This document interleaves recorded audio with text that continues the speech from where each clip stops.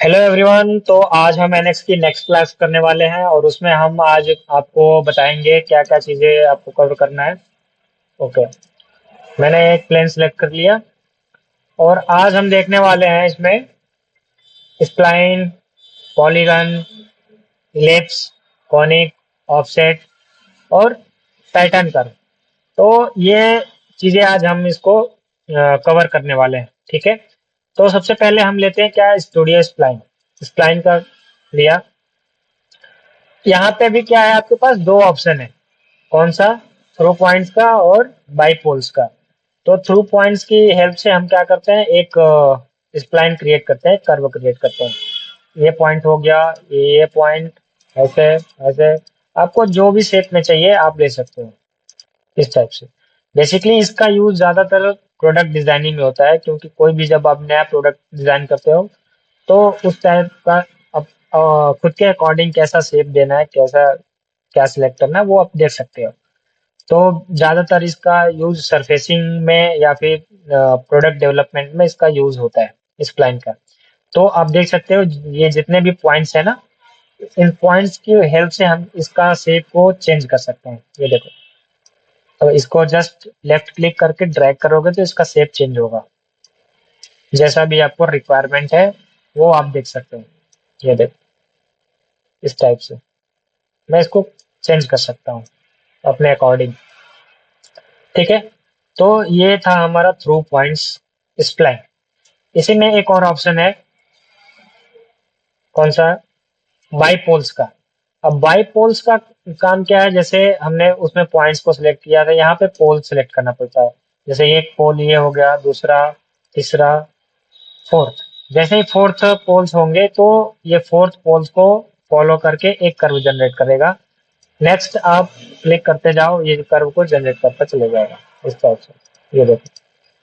हाँ, इसको भी अगर आपको मैनेज करना है तो ये पोल्स को सिलेक्ट करके आप ड्रैग करोगे लेफ्ट क्लिक करके, तो ये पोल्स चेंज होंगे, इसका भी शेप चेंज होगा।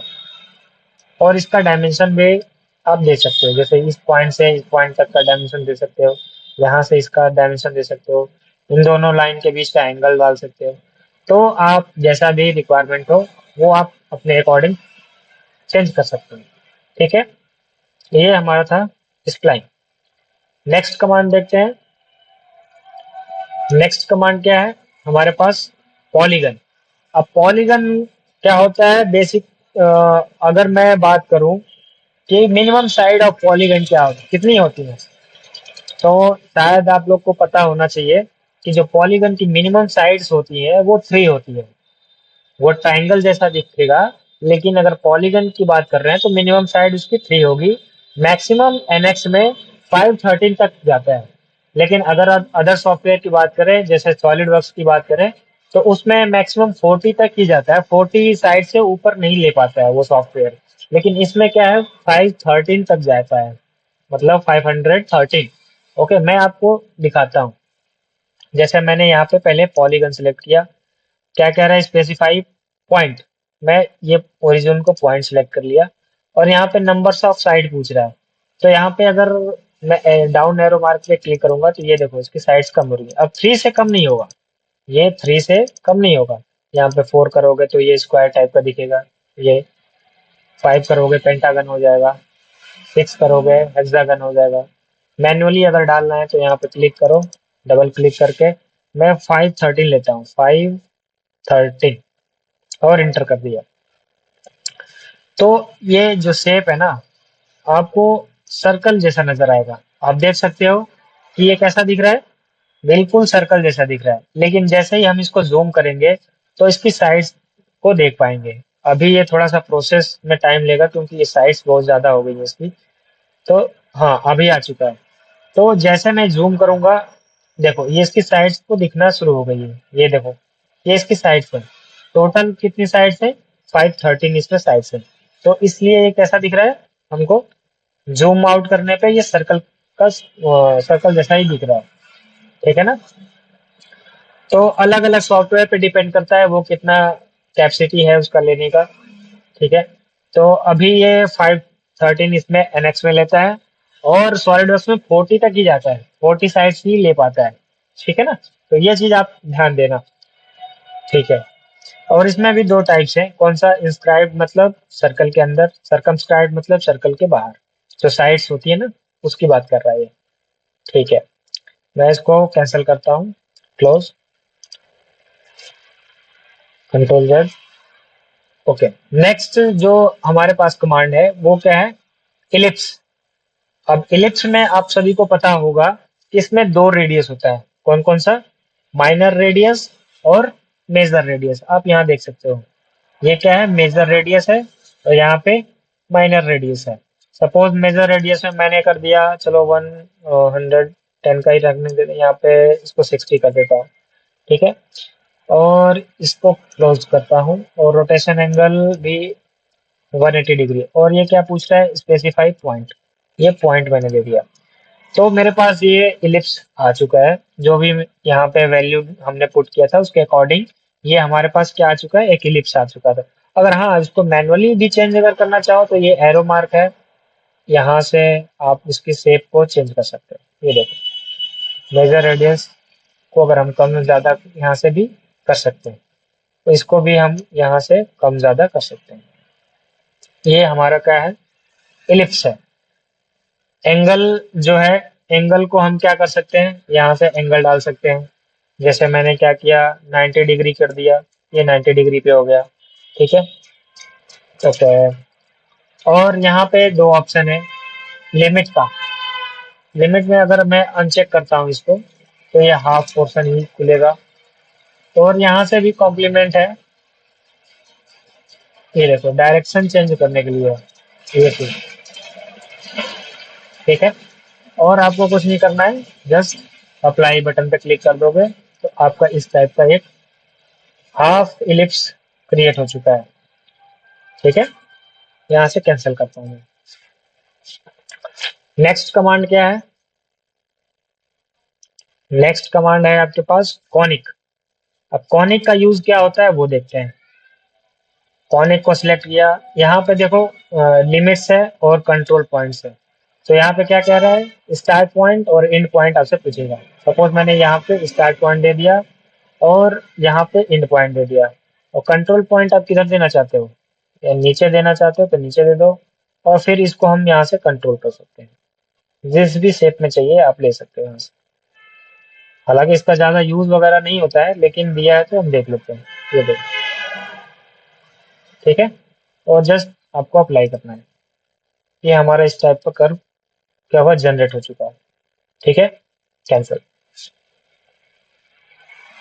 तो नेक्स्ट कमांड क्या है हमारे पास, नेक्स्ट कमांड है ऑफसेट। और ऑफसेट का काम क्या है वो देखो। सपोज मैंने यहाँ से रेक्टेंगल लिया, और रेक्टेंगल में भी सेंटर रेक्टेंगल ले लेता हूँ। यहाँ से मैंने एक सेंटर रेक्टेंगल विदाउट डायमेंशन का ले लिया ऐसे, ठीक है। इसको कैंसिल करता हूँ, फिर से यहाँ पे गया एरो बटन पे, और यहाँ पे मुझे दिख जाएगा क्या, ऑफसेट कर्व। ऑफसेट कर्व लिया। अब ऑफसेट कर्व में भी बहुत सारे ऑप्शंस हैं, इसको देखते हैं कि इन सब चीजों का क्या मतलब है। आपको कर्व रूल, इसको बोलते हैं कर्व रूल। इस पे भी आपको बहुत ज्यादा ध्यान देना है कि आप क्या सेलेक्ट कर रहे हो, ठीक है। अगर आपने सिंगल लाइन सिंगल कर्व को सिलेक्ट किया है यहाँ पे, तो आप सिर्फ ऑफसेट सिंगल कर्व को ही कर पाओगे। सपोज मैंने इसको सिलेक्ट किया, तो देखो ये ऑफसेट हो रहा है, बोथ साइड हो रहा है। और यहाँ पे डिस्टेंस है ऑफसेट का, या अगर हम इसको 15 का किया तो डिस्टेंस इंक्रीज हो जाएगा। सिमेट्री को अनचेक करोगे तो एक ही साइड होगा। यहाँ से डायरेक्शन हम चेंज कर सकते हैं, रिवर्स अप साइड चाहिए या फिर डाउनवर्ड चाहिए, यहाँ से हम चेंज कर सकते हैं। अगर सपोज मैं इसको 10 का ही करता हूँ, और यहाँ से सिमेट्रिक ऑफसेट लिया, तो ये दोनों साइड क्या हो रहा है, मेरा ऑफसेट हो रहा है कितने कितने का, 10 10 का। यहाँ से यहाँ का 10 और यहाँ से यहाँ का 10 है, ठीक है। नंबर्स ऑफ कॉपी यहाँ से इंक्रीज कर सकते हो। ये देखो, ये नंबर्स ऑफ कॉपी इसकी बन रही है, यहाँ से जितने भी चाहिए आप यहाँ से नंबर ऑफ कॉपी, दोनों साइड इक्वली जाएगा ये, ठीक है ना। तो मैं इसको रिसेट करता हूँ, और फिर से हम यहाँ पे अभी सेलेक्ट करेंगे कनेक्टेड कर्व, और कर्व को सिलेक्ट करेंगे। कौन सा कर्व है मेरे पास, ये कर्व है, ठीक है। ये क्या हुआ हमारे पास, ये पूरा कर्व सिलेक्ट हुआ, जितना भी रेक्टेंगल था हमारा कनेक्टेड था, कनेक्टेड लाइंस सेलेक्ट हो चुकी है। अगर यहाँ से मैं इसको सिमेट्रिक ऑफसेट रखता हूँ तो दोनों साइड इक्वल आएगा। और यहाँ से अगर मैं इसको बढ़ाता हूँ नंबर्स ऑफ कॉपी, तो यहाँ से आप देख सकते हैं numbers of copy both side जा रहा है। लेकिन इसका अंदर की तरफ एक लिमिट है, अंदर की तरफ लिमिट है। अगर अब इसके बाद मैं इसको अनचेक करता हूँ और फिर दोबारा ये बाहर की तरफ, तो ये कितना भी ले सकता है, लेकिन जब अंदर की तरफ ये एरर आएगा। देखो यहाँ पे एक मैसेज आ गया, टू मेनी कर्व्स स्पेसिफाइड, मतलब अंदर की तरफ तो नहीं जाएगा ज़्यादा, उसकी एक लिमिट है। क्योंकि आपको भी पता है कि इनके बीच का डिस्टेंस जो है 10 है, जैसे ही उससे कम होगा वो नहीं लेगा। ठीक है ना? तो आपको जैसा भी रिक्वायरमेंट है लगाओ और अप्लाई करो।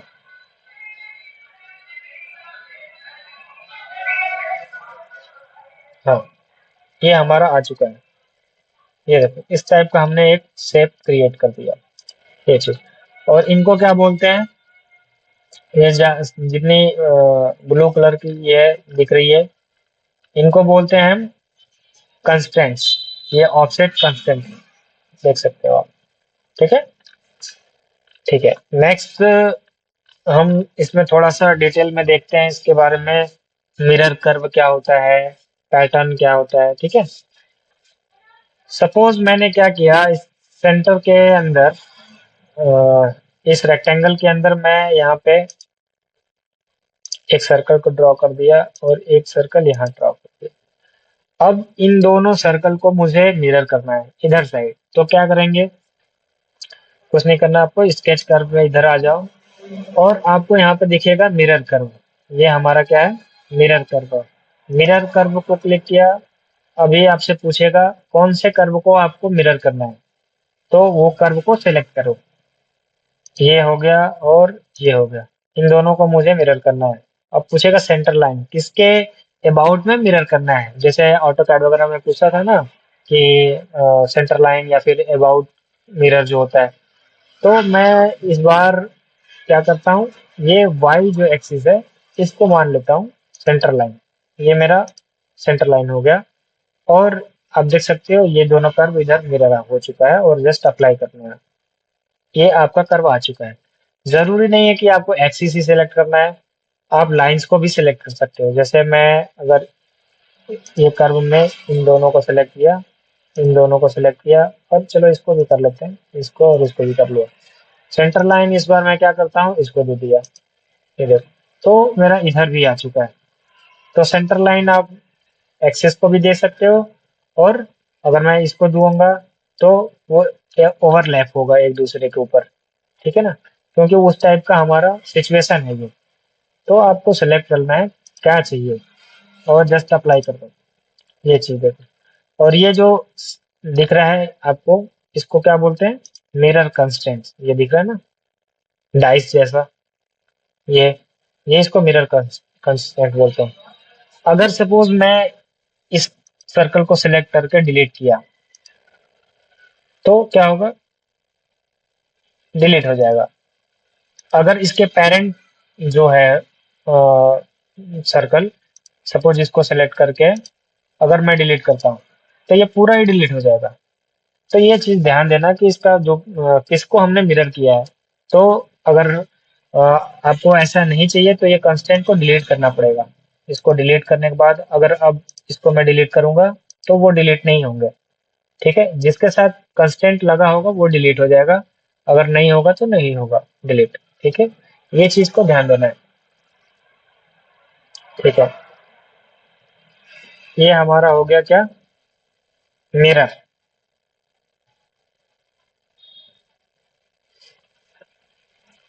सर्कल लिया मैंने, यहाँ से एक सर्कल ड्रॉ कर देता हूँ 250 डाया का। ठीक है, क्लोज। अब सपोज करो कि मुझे इसको पैटर्न करना है। पैटर्न क्या होता है वो अभी देखते हैं।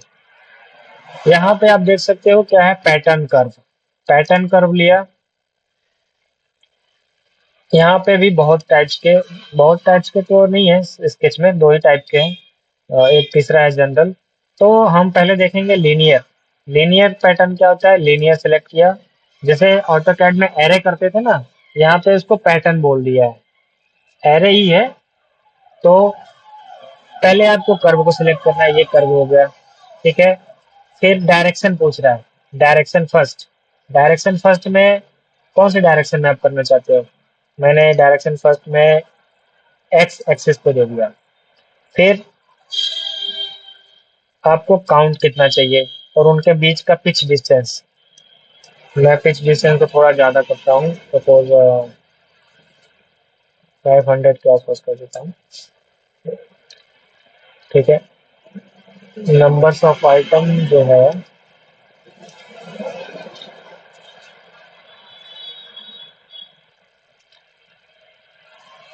तो डायरेक्शन टू को इसको सिलेक्ट कर लेते हैं, ठीक है।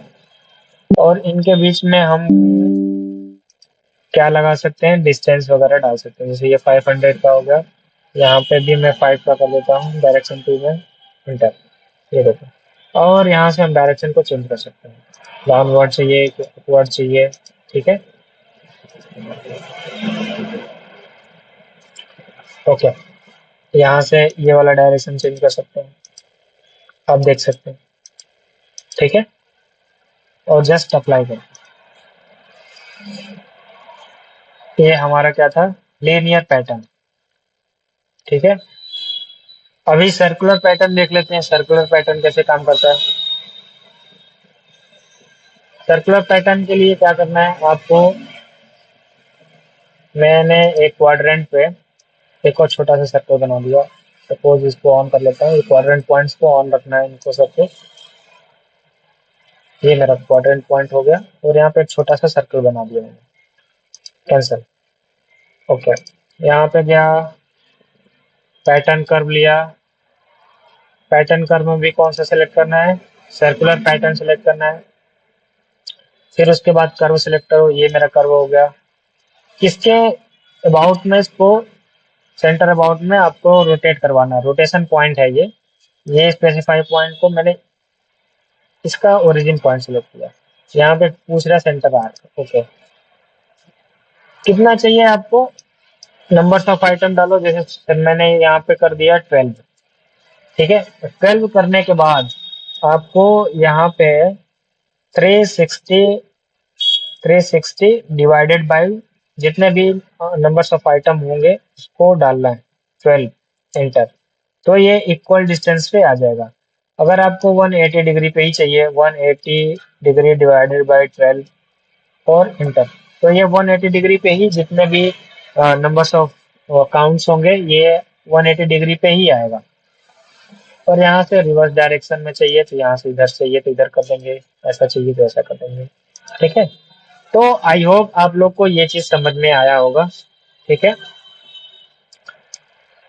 तो आज की क्लास में हम इतना रखते हैं, नेक्स्ट क्लास में और भी कमांड्स हैं उसको देखेंगे। ऑलमोस्ट आपका स्केचिंग जो है फिनिश हो चुका है, अब हम धीरे धीरे 3D की तरफ बढ़ेंगे। और उससे पहले मैं एक दो एक्सरसाइज करा दूंगा जिससे आप लोग को थोड़ा सा क्लियर हो जाए, ठीक है। ठीक है, मिलते हैं नेक्स्ट क्लास में, तब तक के लिए थैंक यू।